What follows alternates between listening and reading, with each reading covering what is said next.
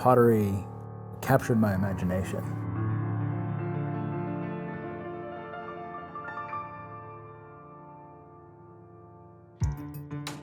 We're on our way now to meet with William Eggleston, a potter working out of Southwest Orlando, and he owns and operates a shop called Red Mud Pottery. I have known William for quite a few years. I worked with him previously on a startup idea that inspired Oso Creative Foundation. I am really excited to start off Creative Face of Orlando by featuring him and by showing you his artwork.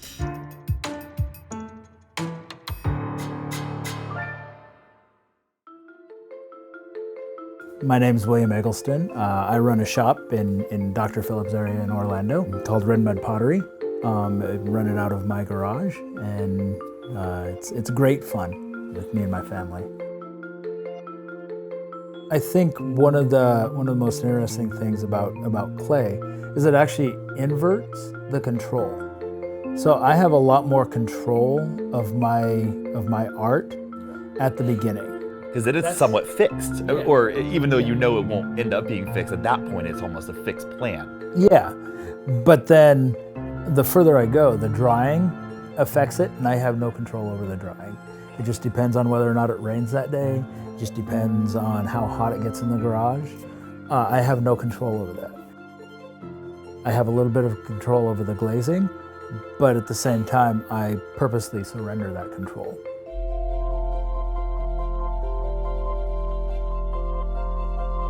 It's interesting, I actually did not know that you had to have so much of a plan beforehand.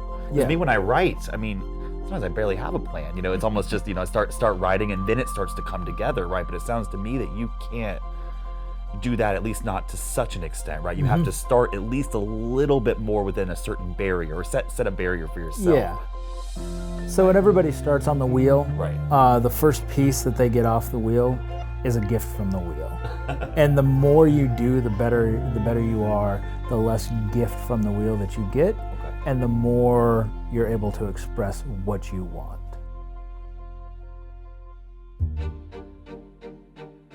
Something I've been thinking about a lot as a creator, and something that I personally struggle with and a lot of people I know struggle with, is the concept, or is balancing our desire for perfectionism with the need and desire to actually create, right? And there seems to always be this tension between the two.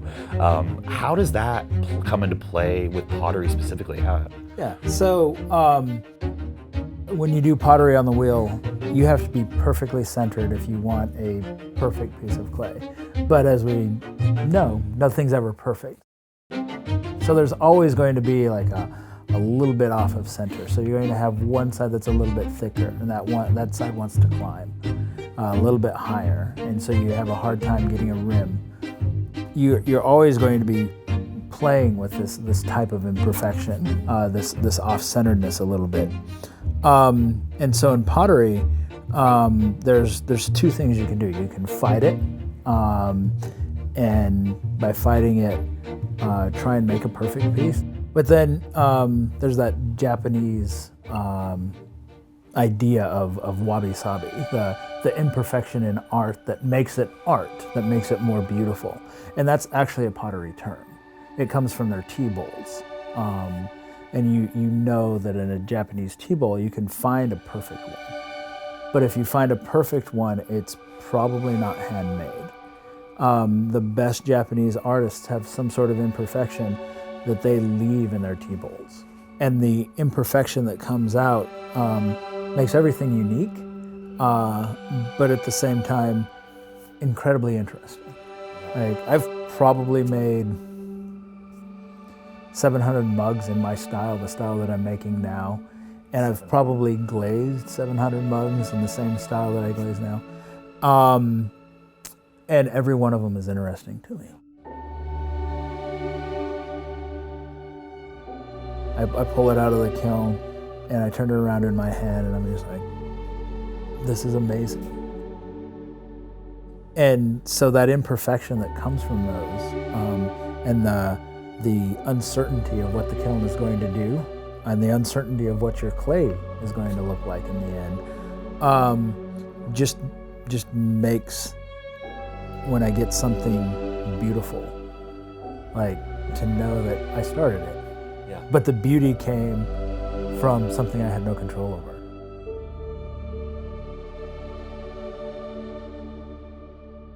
It's a wonderful adventure in that way.